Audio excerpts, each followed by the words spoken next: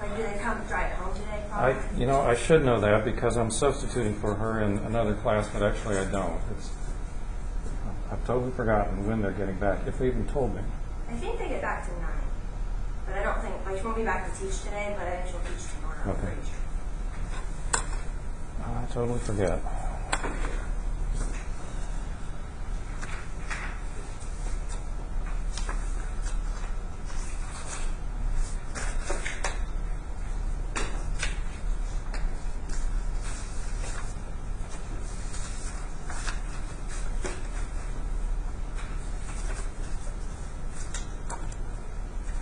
Okay, we're in chapter 11 today.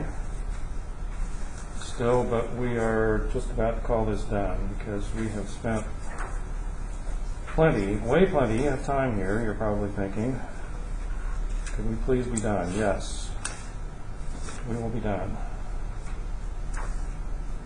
And soon. All right, for today, here's all we're doing with this chapter, and we will start the next chapter today because you're dealing with the next chapter in lab next Tuesday. You need some time today and then some backup time on Monday to get ready for that, I think. All right, so here's a review of where we've been so far. It's all in this one piece of paper. I will keep this minimal, and then we will move on. This is not really recapitulating everything, but it's just reminding you of what's important. So here's the big contrast between parts 1 and 2, talking about strong acid versus a weak acid. Everything could be true for a weak base, but our calculations have been limited to that comparison. So there's the difference between parts 1 and 2 and everything that flows from it. There's your difference. All right, the first one, part 1, is the simplest of the two. It's all subtraction. So that means that you're figuring out, you're doing a calculation, either excess protons or excess hydroxide. All right, I want to keep it that minimal so that you're not overwhelmed with stuff on the paper here that we've already gone over. That's all of part 1, and here's all of part 2.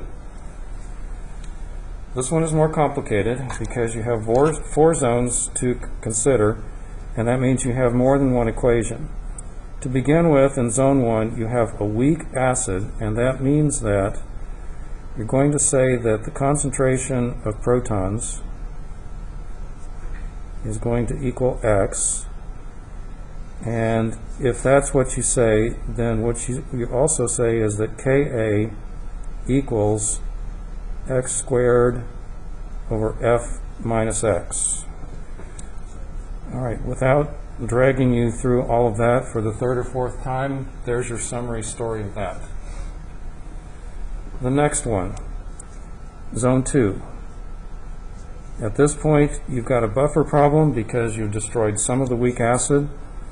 And here the story is by this equation entirely, pH equals pKa, plus the log of the acid conjugate base over the acid itself. There's that. And then maybe the hardest to remember, at the equivalence point, there's no excess acid or base, so the only thing that has any influence on pH is the conjugate base. So that's going to be Kb is going to be equal to X squared, again, over F minus X. And this time, this X squared is the concentration of hydroxide. So we did that kind of ad nauseum. So here we've got chunk 2, here we've got chunk 3, and then chunk 4. You're back to a simple subtraction problem. And without doing all of this again, here's the reminder. Calculate your excess hydroxide and figure out the pH from that. That's zones 1, 2, 3, and 4.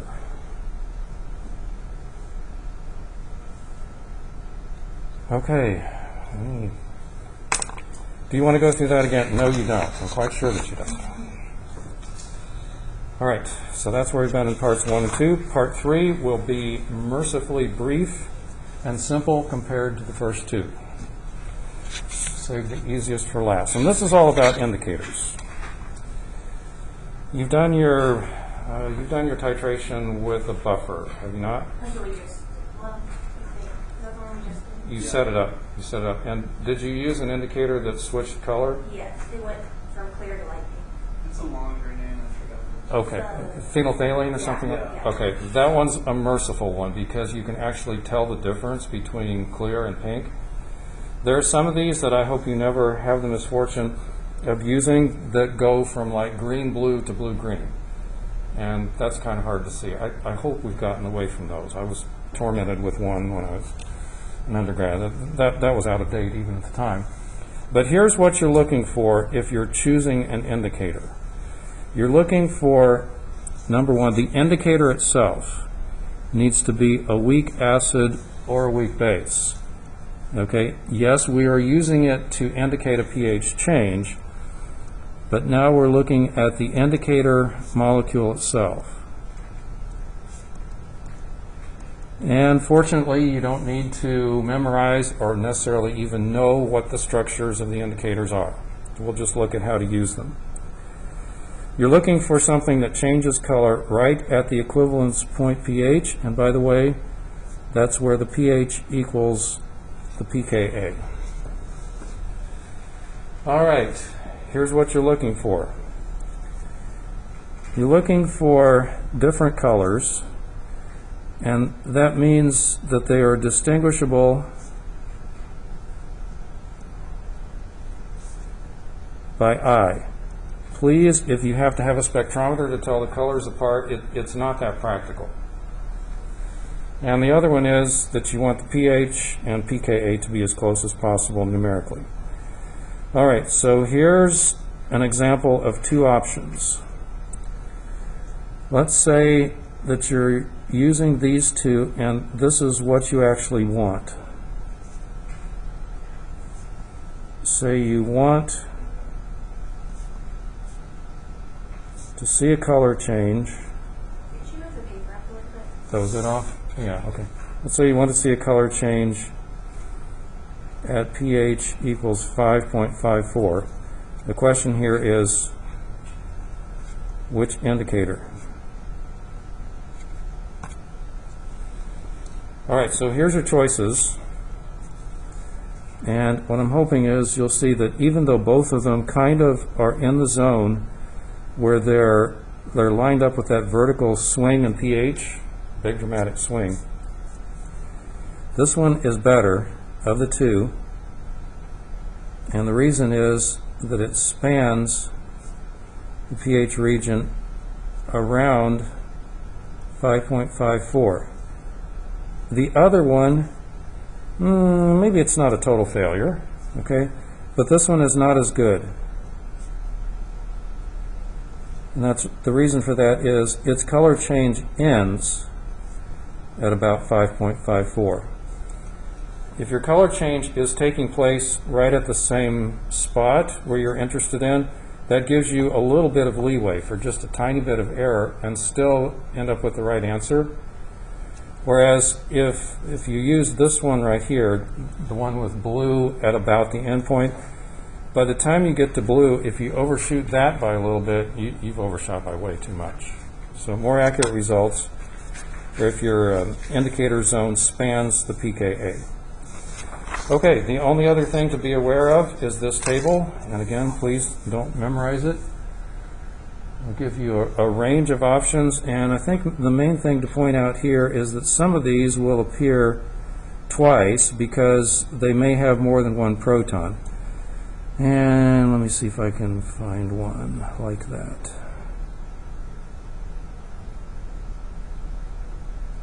They may not have listed any of those.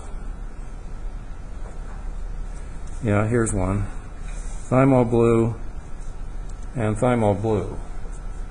All right, if you see that it's useful in one zone, like a high pH, that's way basic here, and you also see it's useful somewhere else, that's okay.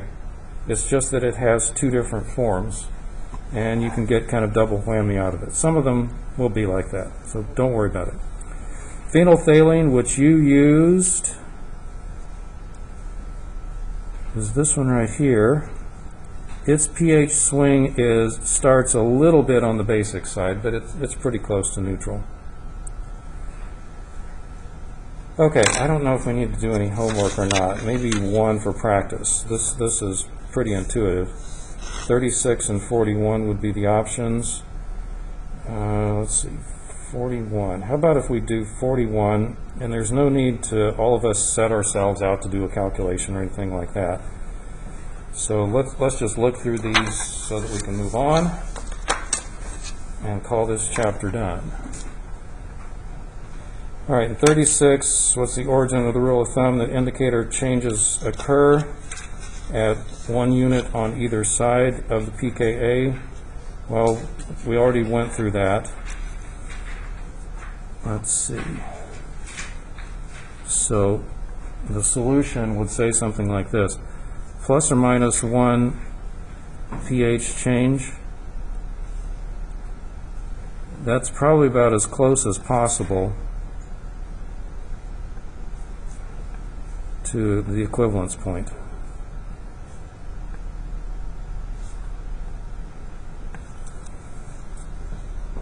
Okay, that's nothing different from what we already went through, and the other one may take a little bit more insight, so let's kind of talk about this.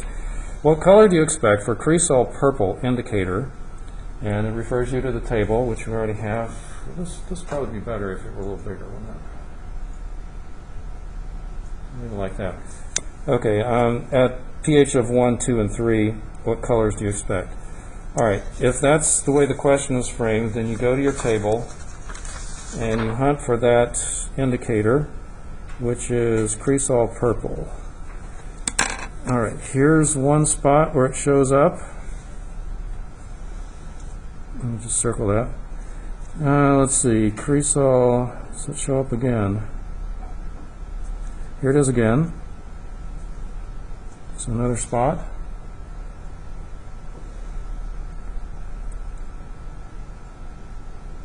And I don't see any more. Okay, and the pHs that we're asked to probe are pHs 1, 2, and 3. All right, so in this zone down here, 1, 2, and 3, that's pretty close to this, just this lower change only, so you don't have to worry about the other one. And you know that it's going to start out red on the outside side and go to yellow. All right, so let's kind of bracket that. So this is the answer side. This is at pH 1, whereas this, by the time you get here, it's all the way up to the other form, pH equals 3, and that's the difference between, remember the indicator changes. In this case, the indicator range, according to the table, is, and I'm just reading off here, 1.2 to 2.8. All right, so at pH 1, it's all red. At pH 3, it's all yellow. And then you expect that there will be some intermediate pH. And I guess if you have interior decorator sensibilities, you realize that partway between red and yellow is orange. All right, that's a way of designing an experiment. If the problem were framed such that you're told what would the pH of this indicator be at the midpoint or at the pKa, find a color that's partway in between these two. Do your best. If it goes from green, if it goes from blue to yellow, do you know what's between blue and yellow? Green. Yeah, if you mix blue paint and yellow paint, you get green. If it goes from red to colorless, partway in between would be pink. Catching them, if you're doing a titration out of a burette and a quant lab, that can be hard, right? Any of you had the experience of putting in the smallest drop you can and getting a big dramatic color swing? If that's the case, then you know you're right there, real close. All right, so much for indicators. Since you have used them already, you've already done the most important thing of working with them. So how about if we call that the end of Chapter 11, unless there are questions. Some of you would like to use either on that material or on what we've already gone through. So, like, if you're looking at the table, like, if you're looking at just the top part of it, is it always going to be the yellow color until it hits, like, the more basic number? And then it'll become... Yes. Okay. So I can add that detail here, and let's keep it in red. It goes from yellow, starts red to yellow, and by the time you get to yellow, it stays there until you get to this point right here. So you could walk that pH up from 2.8 to 8 or so, somewhere in the middle there. And then by the time you get to 9.2, it goes to purple. Sounds suspiciously like a phenol. Oh yeah, cresol. Cresol is a phenol.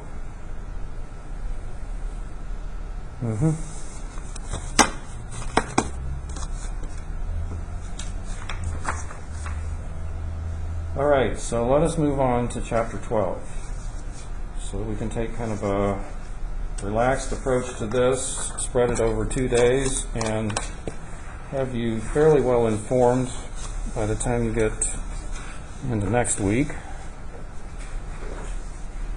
Okay, if I back off the zoom to like that much, is that still okay? Can you still see that much?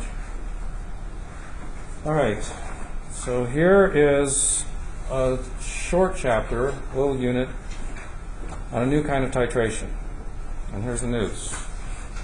Top story. This is a titration that involves no acid or base. No protons, no hydroxide, nothing like that. I guess you could say it's between a Lewis acid and a Lewis base, but you can forget equilibria between conjugate acids and bases and all that stuff. It's a new kind of titration. And for the most part, it's done with metal ions, meaning that this is probably either going to be done in a clinical setting or in environmental samples, where you're analyzing for heavy metals in soil and water and things like that. So they really are titrations. No acid, no base, at least not Bronsted anyway. So no protons or hydroxide. Here's what we actually do have, though. You're working to make a metal complex from a metal and a ligand. And I suppose here's the main thing to realize about each one of these characters in the mix. The metal is going to be a cation. The ligand is going to be either an anion or neutral, but certainly not a cation. These are two opposite charges coming together. The metal, you would have to say, is your Lewis acid, whereas the other partner is the Lewis base. Those two come together, and it's that reaction that you're following with the titration. Probably the metal is what you're most interested in. So in this case, which is the first example, the metal is cadmium, and you almost certainly titrate that and analyze for it because it is toxic. Various samples will be analyzed to make sure they were safe or if they were over the limit. So here's the metal, here is the ligand, and here's the product of the two, which is a complex. Okay, now I suppose the one thing to know right here initially is why this even happens. And the methylamine is going to be good as a ligand because it's more basic than water. And to begin with, the cadmium has around it only water. You confront the metal compound with a stronger base, and the base displaces some of the waters. Okay, some water got displaced. And here it is, knocked out by itself. All right, that's the reaction itself. And here's an equilibrium constant, which we need to interpret. There's a number, 10 to the 6, and that should suggest to you a conclusion, which is that this reaction does want to go. Equilibrium lies way, way, way to the right with that big number. All right, that's a good example of a titration that would work. And can you see that? Is that number clear enough? Is a 6, 10 to the 6? Okay, so that's 4 million. What does it say right there? K equals, is that beta? Yeah, we'll come back to that. I didn't see what that little number is. The beta 4 is for 4 water molecules. And you don't need to know how to interpret that yet. Just the equilibrium constant itself. Okay, monodentate is the story that dominates this whole example right here. So monodentate literally means one tooth, or one binding spot. Now the odds go up, the story changes and becomes even more compelling. If you take the same metal, cadmium, and instead of feeding it methylamine with its 4 nitrogens, you instead use this right here, which is again more basic than water, but this is bidentate. The comparison though between the two still applies. Here you have 4 nitrogen atoms, here you have 4 nitrogen atoms, but bidentate. So some of it didn't change, and some of the situation did change. You make the same thing, again, 4 waters get displaced.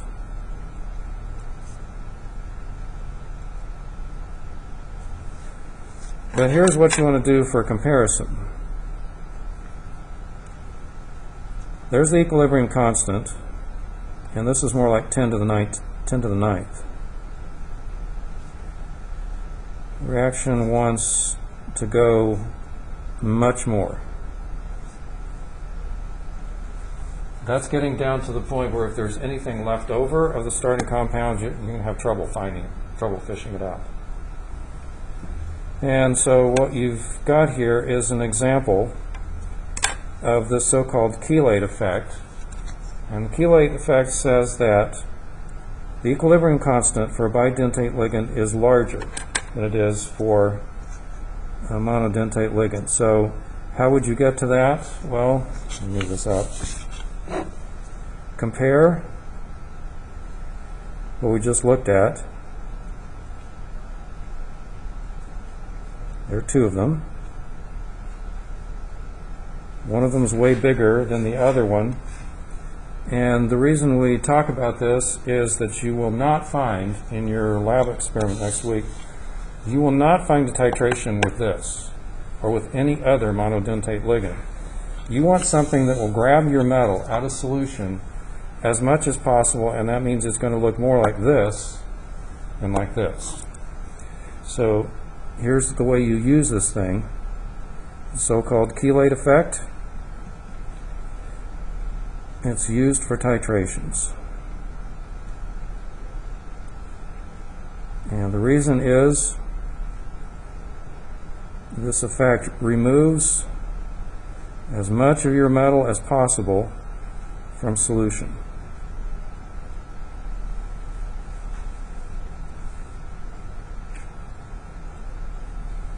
All right, you do a titration with one of these bidentate ligands or tetradentate, you're pretty sure you got all the metal.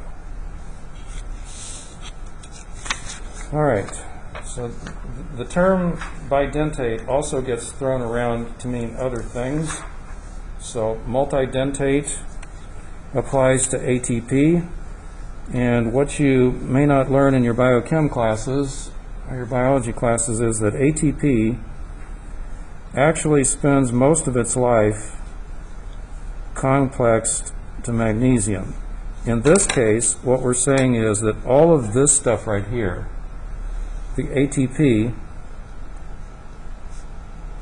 is a multidentate ligand.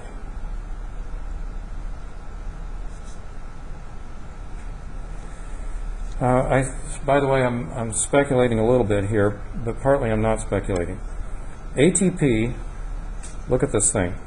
That's an anhydride. Three phosphoanhydride linkages in a row.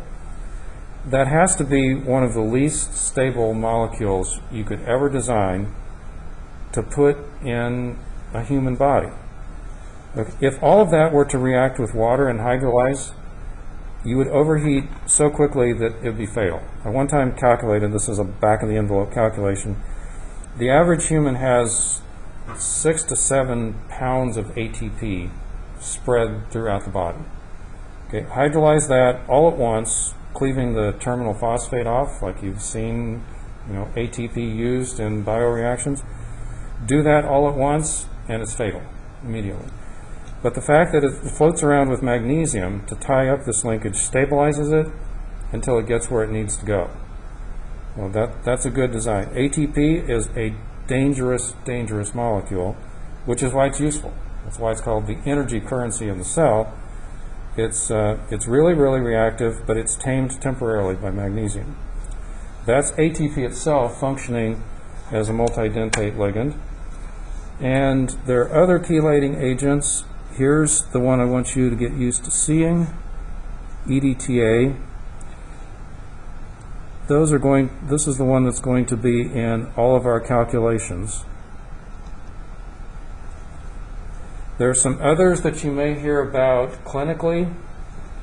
There are a couple of places where these show up in MRI contrast agents. So the gadolinium is what actually shows up on an MRI. It's injected into the patient's vein, but you don't dare use it, the metal itself, without a complexing agent to make it safe and soluble. So there'd be a couple of places in this one, 2 places at least, for a metal to bind. And the EDTA is going to be the one that we focus on. So this one's our focus. Here's another 2 places. So same molecule has on either end of it 2 places, that's a total of 4. Any one EDTA molecule has so-called tetradentate. It has 4 teeth that it can use for binding the metal. And that's the molecule that we'll be dealing with from here on out. So let's focus on it and start getting used to using it. It's got a large K for most metal ions, and that means much greater than 10 to the 3. Most of them are far larger than that, so it's pretty good at grabbing any metal you want to throw at it. And here's what you'll be doing in lab. One of these so-called complexometric titrations. Using EDTA, here's what you're doing and why. You're making a complex, so that's where the complexometric comes from.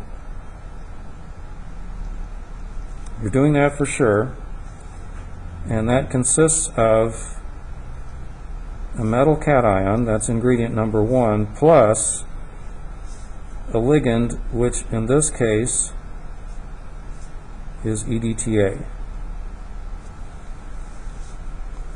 I'm not sure exactly how the lab is set up. If you're given a solid EDTA and make your own standard, or if you're given an EDTA solution, but you'll use it in solution. The compound itself is a hexaprotic acid. 1, 2, 3, 4, 5, 6 spots where protons can come and go. And so exactly which form of this you're dealing with matters a whole lot. You want them all gone, if you can, so that they'll stick to your metal. But those are the possibilities, and so which one do you know is going to happen? EDTA, here's what we're talking about. It, being EDTA, has several forms. And here you've got all these wavy lines, and the question, oh man, what are we dealing with here? All right, so let's talk about the extreme. This is probably the easiest place to start. Top right part of the graph. This says Y4 minus. I'm going to make that bigger.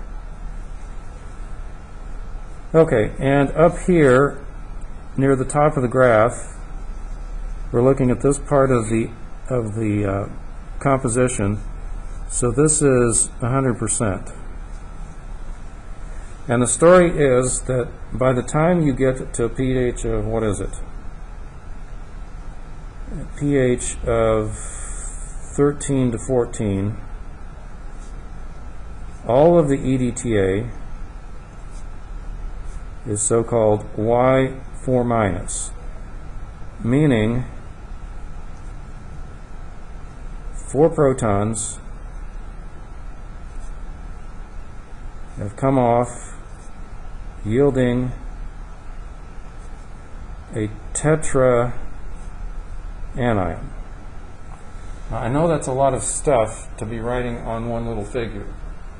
What I'm hoping, though, is that you'll see that you can tweak this thing. You can tweak EDTA so that it's 4 minus or 3 minus or 2 minus. You can steer it so you get a pick whatever form you want. Here's the other story. At about right here,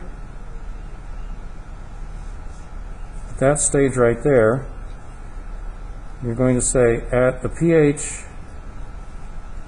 of, I'm going to say 8 to 9,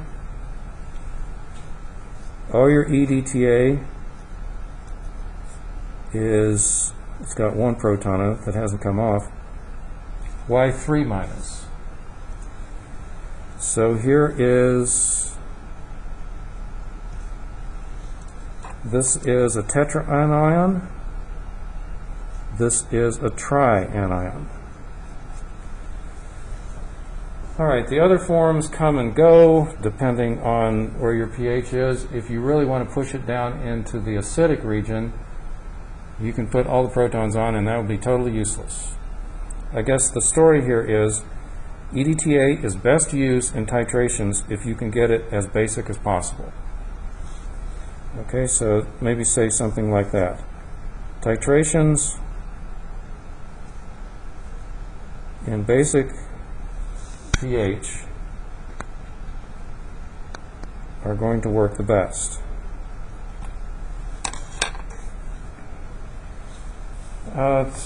So any questions on that so far? Can you kind of see what we're talking about? You will not be asked the structure of this or what's on it or anything like that. What you will need to understand is 4 negative charges versus 3, and you can pick which one you have in this molecule just by tweaking the pH. That's the message. Any questions on that? All right. So we're going to simplify things. We like Y4 minus. Okay, so this is good news. Even though there are other options out there, 3 is pretty close to available. 2 and 1, they're there at lower pH. We're going to ignore everything except Y4 minus. So that now kind of cuts the story considerably. It simplifies things, and what it's going to look like is a titration like this. In your titration, we're going to say, for example, the metal is manganese, and here is your ligand, which now has a -4 charge, and you've got a metal. When you're all done, the EDTA has wrapped itself around this whole thing so that the complex is what you'd have to call it. And down in the middle, the metal's down there, in the middle. Okay, now what we're also going to say is that there's only one equilibrium that matters here, and that's the reaction between the metal itself. This can have any charge you want, and Y4 minus, we're ignoring everything else, and so of course there's an equilibrium constant to go along with this. This of course is just the reactant, the product concentration over the reactant concentrations. There's two of them.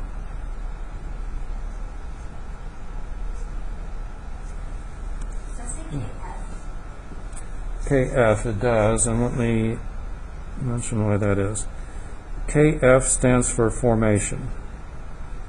A lot of the K values that we've seen in the class have subscripts like KA and KB and KSP and things like that. This one is called KF because it is for formation of that complex.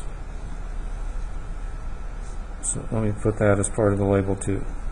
Formation of the complex. Now, the exact KF values are, and they're available in tables.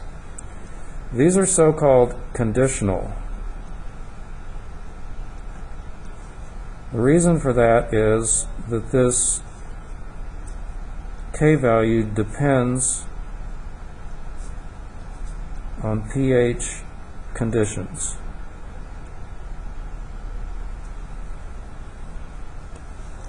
All right, now you have to put in a number to define the conditions, but for now, if you hear that term thrown around, be advised that it's a simple matter of looking at a table. And I know that's kind of little to be zooming in on here. Okay, so here's a heads up for starting out. Look at this and this and this. Here's your caution. These are log Ka or Kf, meaning that if you want the actual Kf, and you will need it eventually, you'll have to take this number and park it as an exponent on 10. We'll do some examples like that. That's probably the main risk of misusing the table. See that from time to time. So in the meantime, probably the main trends would be to look up here at the start of the table.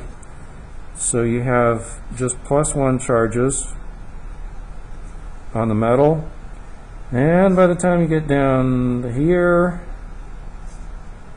you've got +4 charges on the metal. So I hope it's not too big a surprise that the bigger the charge on the metal is, the harder the EDTA wants to stick. So by the time you get here, you have higher KF values, whereas up here, they're not so big.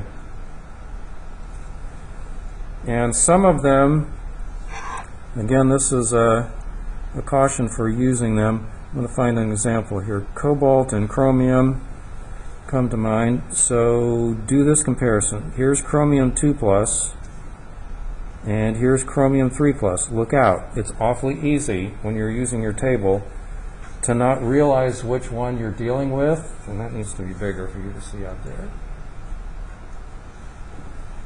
Okay. Do this comparison here. You'll be using that table, and make sure you navigate and compare properly. The 3+, that number is going on double. what the lower one is. You can easily get into mistaken territory if you're not looking for the charge. Okay, so we're assuming that y4 minus is the only show going for EDTA. All right, we're going to use that constant. Let me see how much time we have. I don't think we have time to make meaningful progress on the next chunk. And the next chunk is the last chunk. Okay, that didn't finish it totally today, but I don't think it makes sense to go on. We'll just pick up from there on Monday. And yeah, there's nothing due on Monday, is there? April 3. The next quiz, which is 11, is due next Wednesday, and the subject of that one, quiz 11, is what we're starting into today. Meaning we'll finish EDTA and its complexations. We'll finish that up on Monday. Your lab on it will be on Tuesday, and your quiz due on it will be Wednesday. So kind of keep things lined up there. All right. In the meantime, have a good weekend. Feels kind of weird to be wishing anybody a good weekend on Wednesday.